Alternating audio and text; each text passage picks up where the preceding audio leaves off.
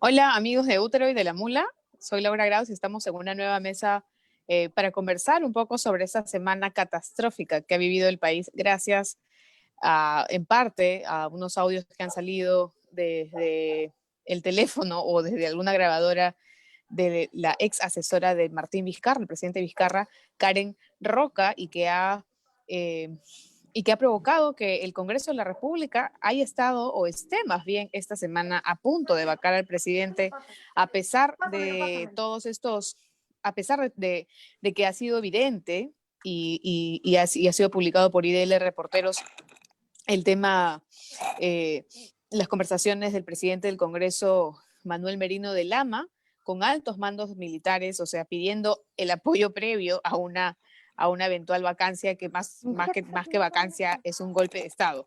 Estamos con Beatriz Ramírez, ella es constitucionalista, y con José Alejandro Godoy, que es también un especialista politólogo, para poder analizar un poco este tema.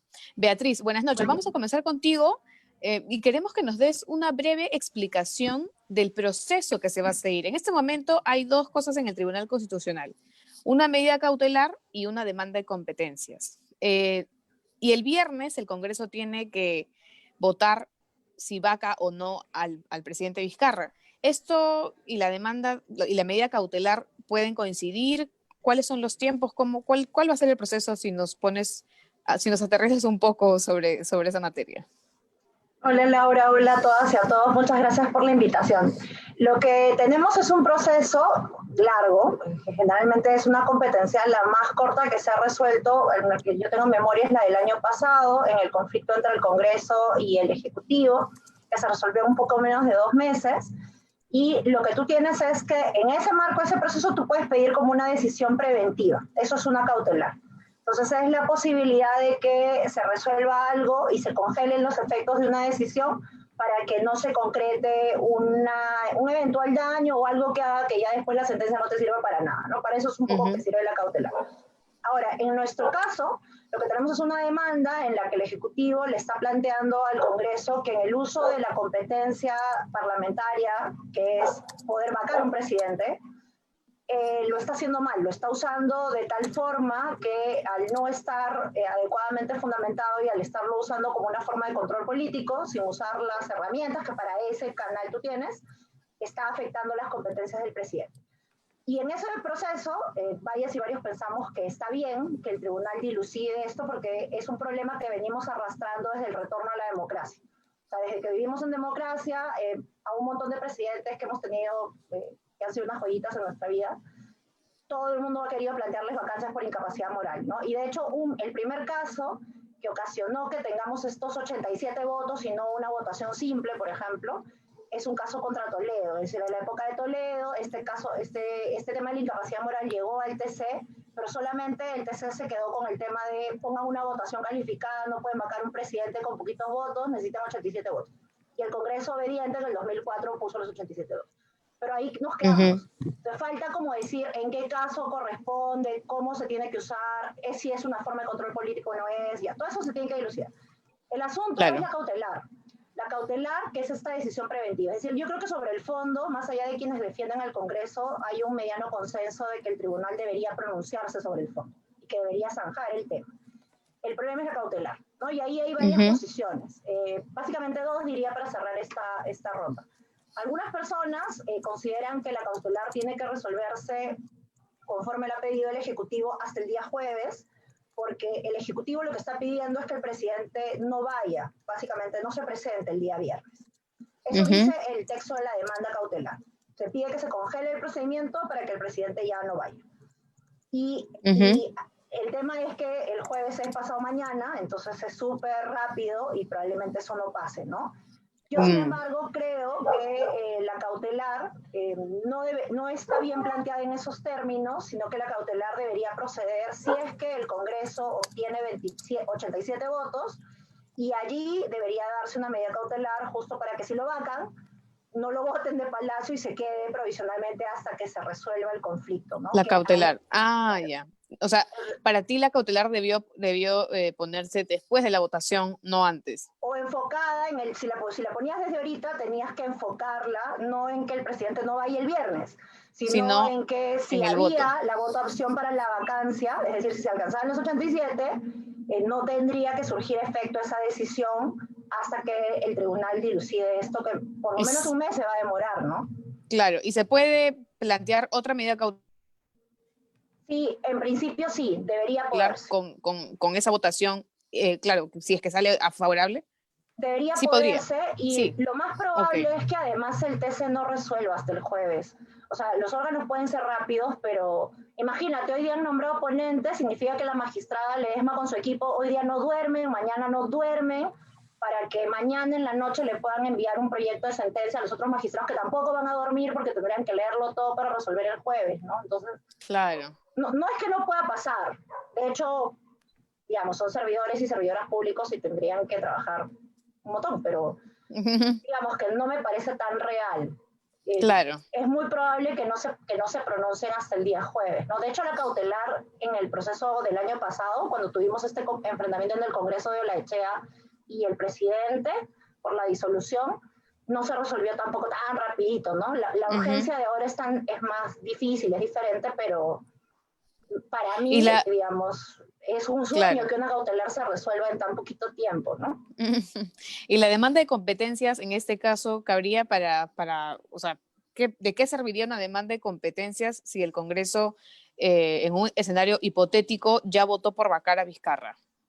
Más bien justamente serviría para que el tribunal deje sin efecto, en todo caso, congele esa decisión, digamos, tome la decisión de dejarlo en stand-by y en un plazo razonable, que seguramente no será menos de un mes o probablemente unas 3 semanas, pueda resolver y señalar si eso estuvo bien, o sea, si estuvieron bien en el uso de su competencia o si estuvieron mal en el uso de su competencia.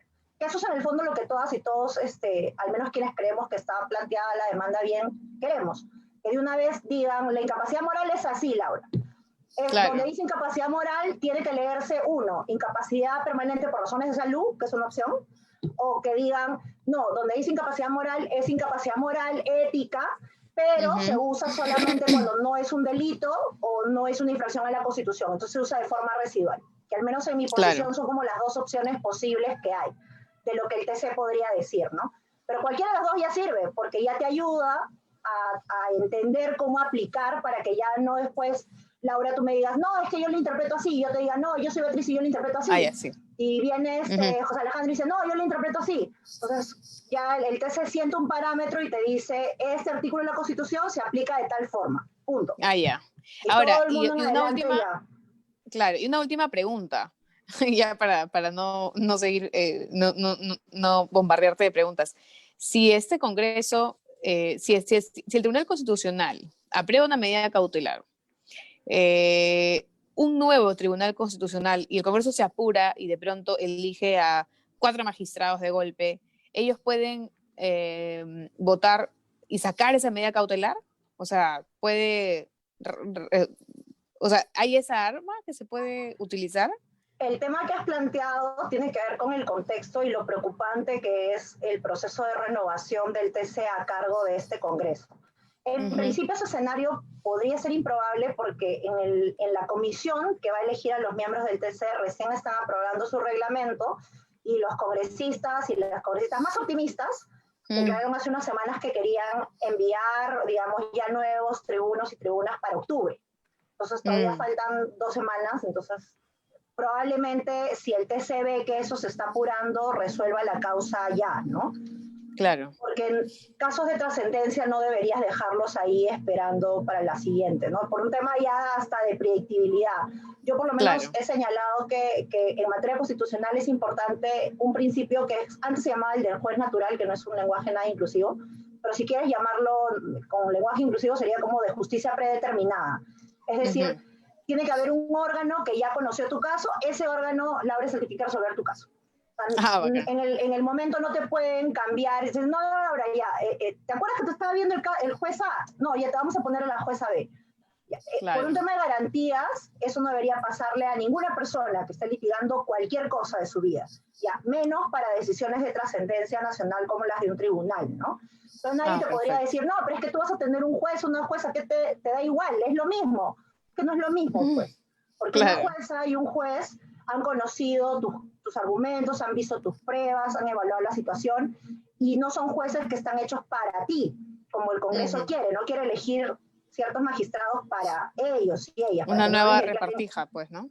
Para que no les declaren inconstitucionales las leyes que están sacando, ¿no? Entonces, claro. Por eso es que creo que se afectaría un principio básico de un Estado de Derecho, que es el tener un órgano de justicia predeterminado. Entonces, en principio, si se sigue el calendario que han ofrecido en el Congreso, no deberíamos tener el escenario que planteas, que te preocupa, porque en principio, inclusive ellos y ellas que están apurados querían hacerlo en octubre, ¿no? Entonces, todavía el TC podría conocer, este TC podría conocer esta causa. Gracias, Beatriz. Vamos a pasar a otro bloque quédate por favor, vamos a pasar a otro bloque con un poco más de mirada política sobre este escándalo. Estamos con José Alejandro Godoy, amigo, y él es un politólogo, es abogado, es periodista, es bueno, muchas cosas. Entonces, Godoy, ¿qué implicancia política al 2021 o en el corto plazo hay para aquellas personas, para estos personajes que se han visto pues en evidencia, ¿no? Merino de Lama, como un golpista, bueno, como una suerte de golpista, acusado de golpista, Daniel Urresti y todas sus trastabilladas, había sido en el pasado, de muy corto tiempo, un posible candidato presidencial, ¿no? O sea, lideraba en algún momento las encuestas. Entonces, José Alejandro, ¿qué va a pasar con esta gente, con toda esta gente que se está quemando en este Congreso? ¿Se está quemando o qué pasa? A ver, primero, de acuerdo pleno con Beatriz, con todo lo que ha dicho, en términos jurídicos, yo añadir solamente desde la ciencia política que la mayoría de politólogos también está de acuerdo en que la vacancia presidencial por incapacidad poder permanente se tiene que eliminar o regular del ordenamiento jurídico, ¿no? Más bien la apuesta, por ejemplo, de la Comisión de Reforma Política que presidió Fernando Tuesta era más bien eliminar la causal por completo, ¿no? Entonces, este es un tema viejo, este es un tema que en realidad nació, como ha dicho Beatriz, con la democracia, ¿no? O sea, con el fin del gobierno Fujimori, literalmente, y es un tema que venimos arrastrando hasta el día de hoy. Entonces, primera implicación. Segunda, yendo ya a la pregunta.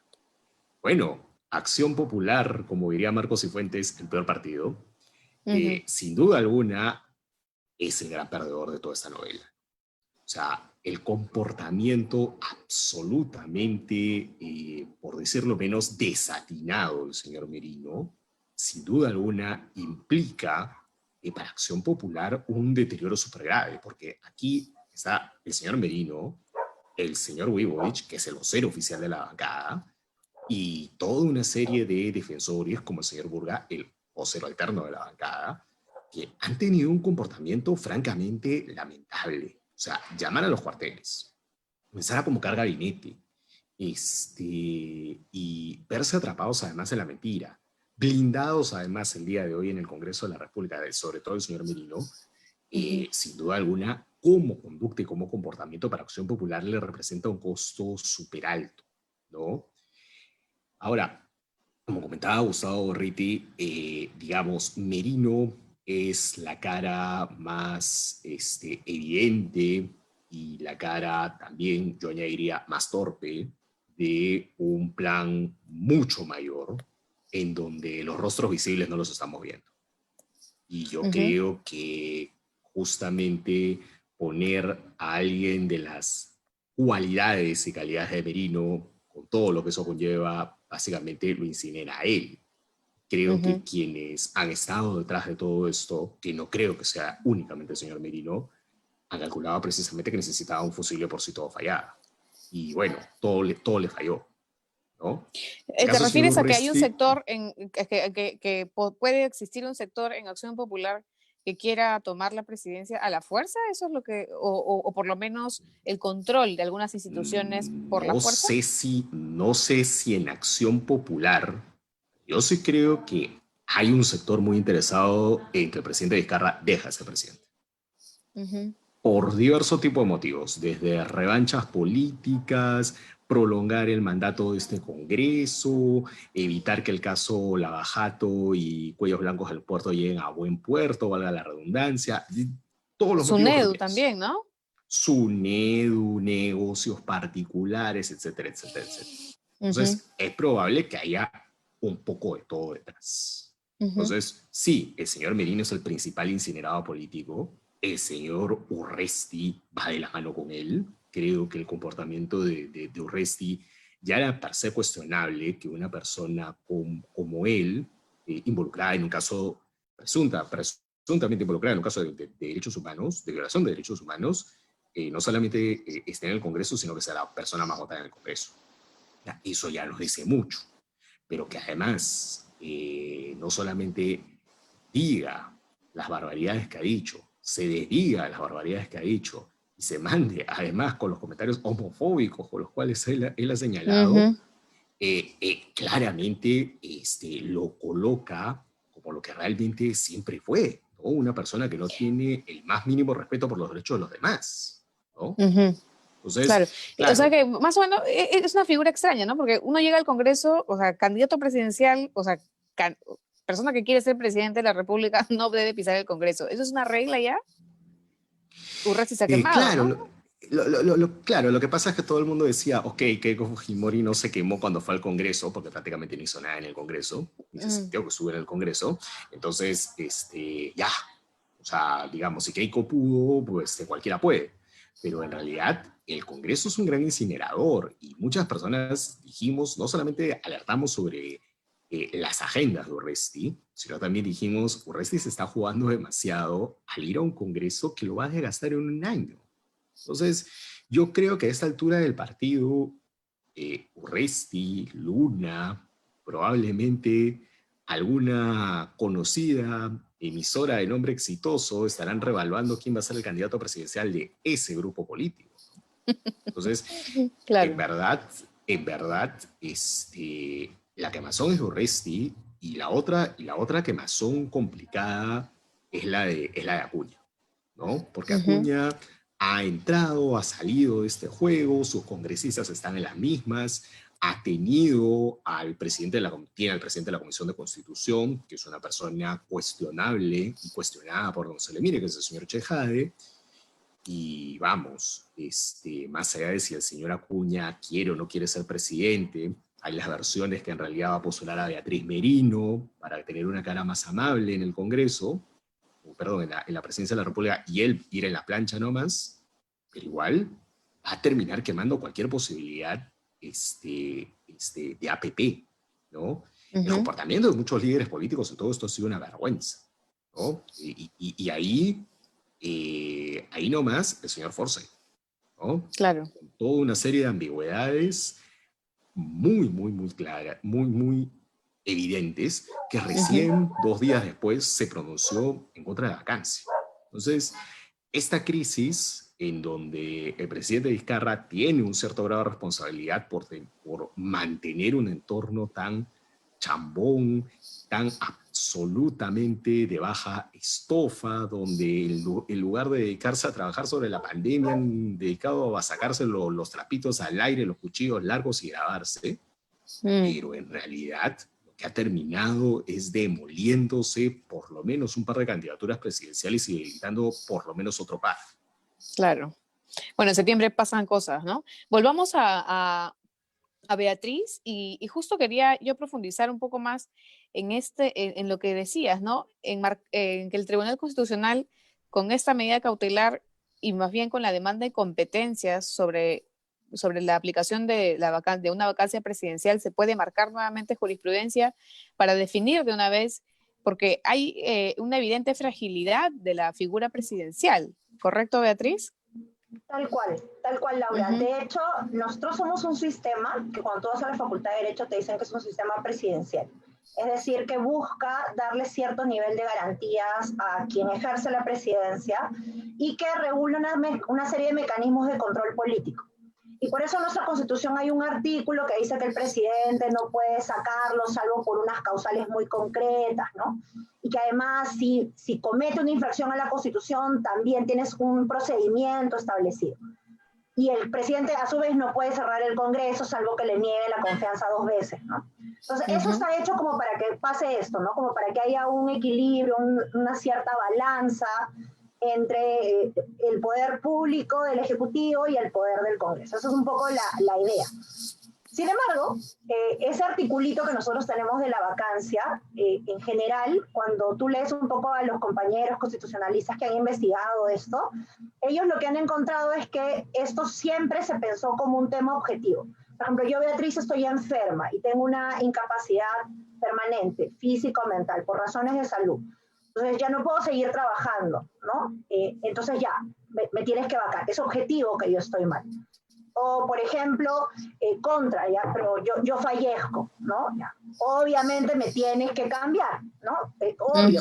O yo, por otra razón, yo renuncio, ¿no? Yo te presento mi renuncia irrevocable al cargo de presidenta, por ejemplo, ¿no? Ya, obviamente tu Congreso me tienes que sacar, pues porque son causas objetivas, ¿no? O yo, por ejemplo, como hizo Fujimori, me voy a la cumbre de Brunei, me voy a Asia y no regreso, ¿no? O me voy sin permiso del Congreso. Ya, entonces eso es fácil de determinar, entonces declaras la vacancia, ¿no? Entonces la vacancia está pensada para cosas fáciles, o sea, para cosas que son objetivamente fáciles de determinar. Pero el asunto es que en uno de los incisos, que es el 2, ya la incapacidad física permanente, bueno, todo el mundo le puede quedar claro que si la presidenta, el presidente tiene un accidente, obvio, pues, ¿no? Pero en vez de mental, en vez de incapacidad física y mental permanente, dice incapacidad moral. Entonces, ahí está el problema. Y el problema está en que cuando Fujimori se fue, justamente a Fujimori no lo vacaron, no lo vacaron porque le aceptaron la renuncia por fax, no lo vacaron porque se fue del país y no regresó en el tiempo, sino que lo vacaron por incapacidad moral. Es decir, ya tienes un antecedente en que a alguien se le ha sacado por incapacidad moral igual ética. Entonces, ese antecedente es el que ha permitido que desde el retorno a la democracia, como Toledo tenía un montón de escándalos, sus familiares nos robaban y el señor para borracho, incapaz moral, ¿no? O porque se manejaban mal los recursos, incapaz moral, o porque Pepeca nos mintió, ¿no? Incapaz moral, y ahora porque Vizcarra sale los dados, incapaz moral. Entonces, claro, el nivel de incapacidad entendida como ética es obviamente, pues, es todo, amplísimo. ¿no? Es amplísimo, no hay un nivel de objetivismo ahí, porque probablemente tú tienes una posición, José Alejandro tiene otra, yo tengo otra sobre los estándares éticos. Entonces, eso es lo que le llaman, no hay un parámetro de objetivismo sobre lo ético, lo moral. Pues por eso es tan peligrosa. Y a la vez tú la usas justamente para sacarle la vuelta a lo que decía hace un ratito, los mecanismos de control político, que en teoría es cuando el presidente delinque o el presidente rompe la Constitución. Entonces, esa protección, te la vuelas, la botas por un lado, y incapacidad moral es todo, pues, ¿no? Todo es incapacidad moral. Entonces, sí, realmente es un problema que arrastramos. Y cuando realmente esto en el gobierno de Toledo llegó al TC, el TC hizo algo que en su momento bastó, que es decir, ya si me lo vas a votar, vótalo pues con 87 votos, que son la votación más alta que se pide en el Congreso. Ya, muy bien. Pero claro, no dijo, mira, la incapacidad moral debería aplicarse así o no debería aplicarse así. No lo dijo. Entonces estamos arrastrando eso hasta ahorita. Ya es momento de zanjarlo, ¿no? Y ahora, ¿no hay una trampa? O sea, si el TC... ¿Me escuchan? Ya. Sí. Si el TC dice, ok, lo puedes vacar, o sea, no lo puedes vacar por incapacidad moral o más bien esos son los parámetros de capacidad moral. ¿Eso no puede ser visto como una trampa, Beatriz? O sea, también puede perpetuar a alguien, ¿no? O sea, no pueden sacar a un presidente que... Sí, tal cual. O sea, pero yo lo que creo es que, Laura, en verdad en un país que se precie de ser institucional, tú necesitas procedimientos claros. Entonces, si tenemos un presidente delincuente, entonces saquémoslo por un delito, ¿no? Cuando, por ejemplo, ya la fiscalía investiga y lo va a acusar por un delito, porque, por ejemplo, es un violador pero imagínate que tenemos un presidente violador. Ya, entonces yo también estoy en contra de que de que se quede, ¿no? Y quiero que lo saquen. Pero entonces que la fiscalía investigue y le abra la acusación y entonces ya, ahí lo sacamos. Pero entonces en el procedimiento especial para delitos. O si tenemos un presidente que ha roto la Constitución de alguna forma y se puede hacer un juicio dentro del Congreso para determinar una infracción a una Constitución como un proceso jurisdiccional, eso sería un poco más flexible que lo otro que implica una intervención fiscal, ya, hagámoslo, perfecto. Pero para eso tienes esos dos caminos. Si tienes tu presidente delincuente, ¿no? O sea, que comete delitos, o si tienes un presidente que no cumple los artículos de la Constitución.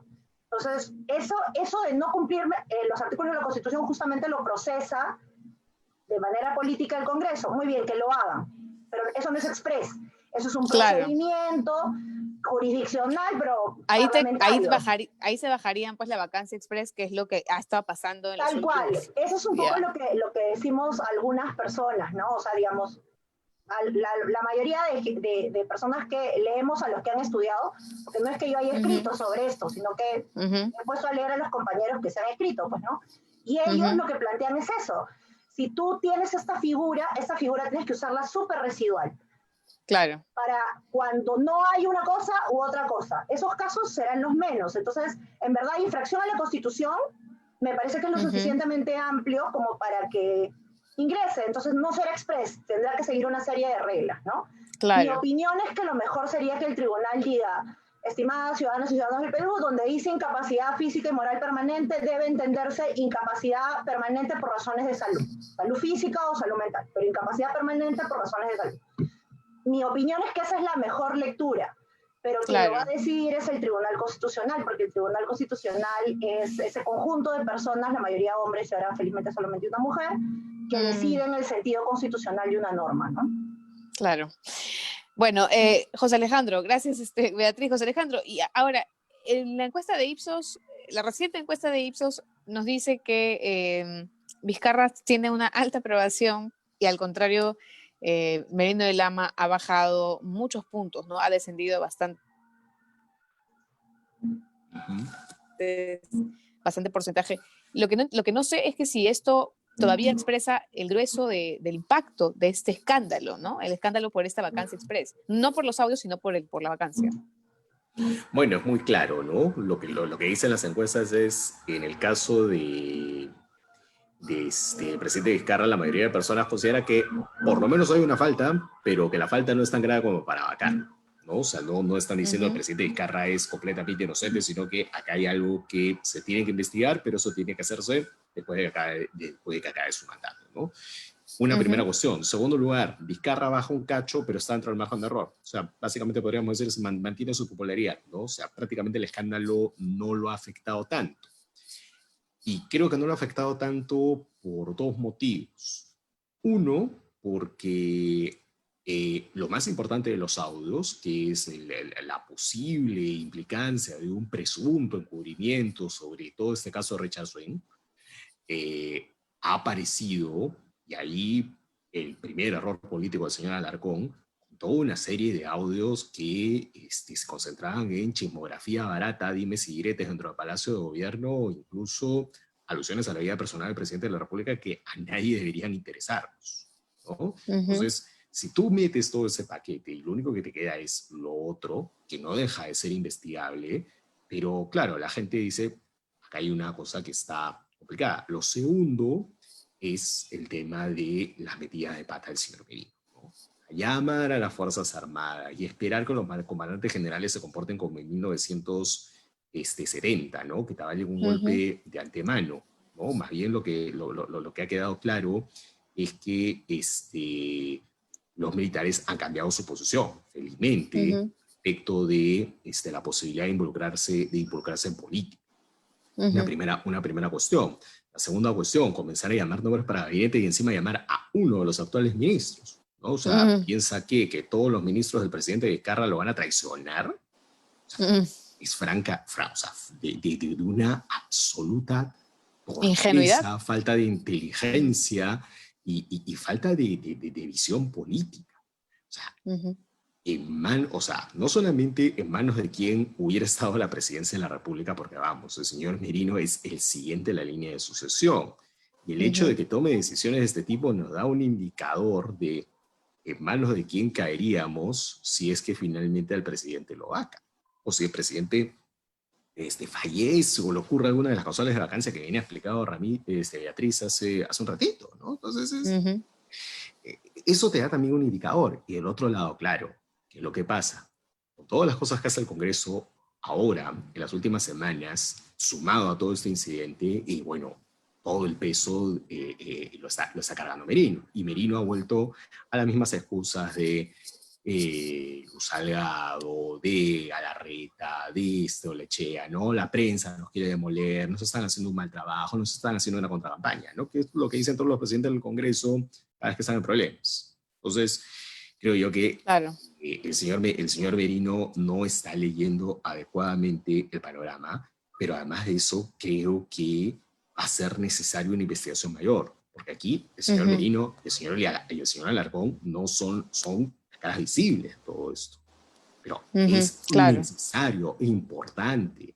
así como hay que investigar. La pregunta de fondo respecto al presidente es, ¿por qué ocuparse tanto de el contrato de un cantante coach de medio pelo? ¿No? Es la pregunta de fondo de todo este caso, en términos políticos, pero del otro lado es, ¿el señor Merino y el señor Alarcón son los que dieron esto o hay mucha más gente detrás de esto? Claro. Ahora, una última pregunta para ti, José Alejandro, ya para pasar hacia el final de esta pequeña mesa. No era pequeña, pero ya nos pasamos de tiempo. ¿Vizcarra llega vivo al 2021? O sea, ¿culmina su mandato para ti? Yo creo que sí. O sea, yo creo que la posibilidad de una vacancia se ha reducido bastante en general. Lo que ahora que están pidiendo los congresistas es básicamente que el presidente vaya al Congreso a dar explicaciones, cosa que en realidad no está obligado a hacer. Pero, claro, ellos quieren algún gesto político final de tratar de sacar algo de todo esto opereta, ¿no? Ahora, sí es cierto, ciertamente, que Vizcarra ya no va a poder tener necesariamente el mismo impulso de reformas o el mismo impulso de discurso de lucha anticorrupción, teniendo en cuenta un caso como el de Richard Swing. Más allá de que el caso sea menor, más allá de que no estemos hablando de Clarivideos,